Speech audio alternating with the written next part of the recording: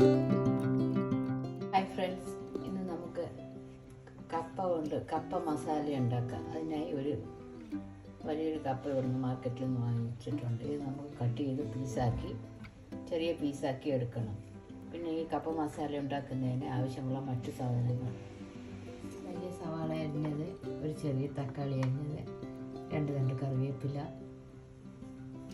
2 പച്ചമുളക് അരിഞ്ഞത്, ഒരു 4 അല്ലി വെളുത്തുള്ളി അരിഞ്ഞത്, ഒരു ചെറിയ കഷ്ണം ഇഞ്ചി അരിഞ്ഞത്, ഉപ്പ്, വെളിച്ചെണ്ണ, കടുക്, ആവശ്യത്തിന് വെള്ളം.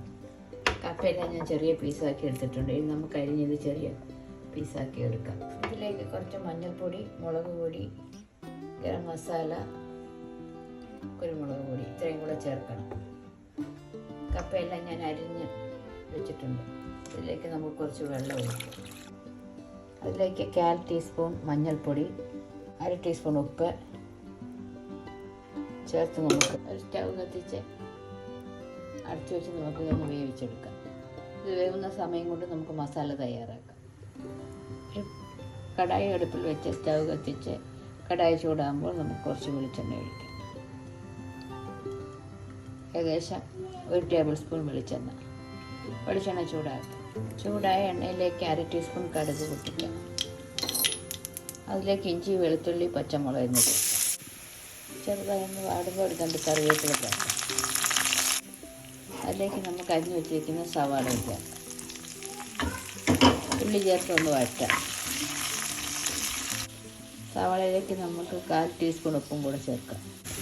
ഉള്ളിയൊക്കെ ചെറുതായി ഒന്ന് വാടിയിട്ടുണ്ട്. ആ സമയം നമുക്ക് ചെറിയ തക്കാളി തന്നെ ചേർക്കാം. തക്കാളിയൊക്കെ ഒരുവിധം വെന്തുടങ്ങിയിട്ടുണ്ട്. ഈ സമയം നമുക്ക് മസാലപ്പൊടികൾ ചേർക്കാം. 1/2 ടീസ്പൂൺ മുളക് പൊടി, 1/2 ടീസ്പൂൺ കുരുമുളക് പൊടി, 1/4 ടീസ്പൂൺ മഞ്ഞൾപ്പൊടി, 1/4 ടീസ്പൂൺ ഗരം മസാലപ്പൊടി. ഇത്രയും ചേർത്ത് നന്നായി ഒന്ന് ഈ ഓയിലൊന്ന് മൂപ്പിക്കാം.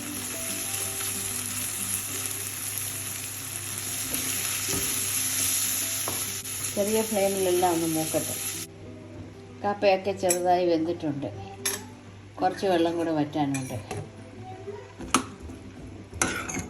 കുറച്ച് വെള്ളം കൂടെ വറ്റിയ ശേഷം നമുക്ക് നല്ലതുപോലെ ഉടച്ച് മസാലയെല്ലാം നല്ലതുപോലെ വെന്തിട്ടുണ്ട്. ഈ സമയം നമുക്ക് കുഴച്ച് വെച്ചിരിക്കുന്ന കപ്പ ചേർക്കാം. എല്ലാം കൂടെ ഒന്ന് മിക്സ് ചെയ്യാം.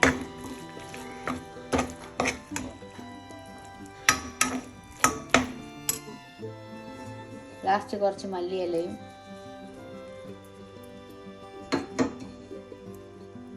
കുറച്ച് കറിവേപ്പിലയും ചേർത്ത് ഇളക്കി ഫ്ലെയിം ഓഫ് ചെയ്യാം.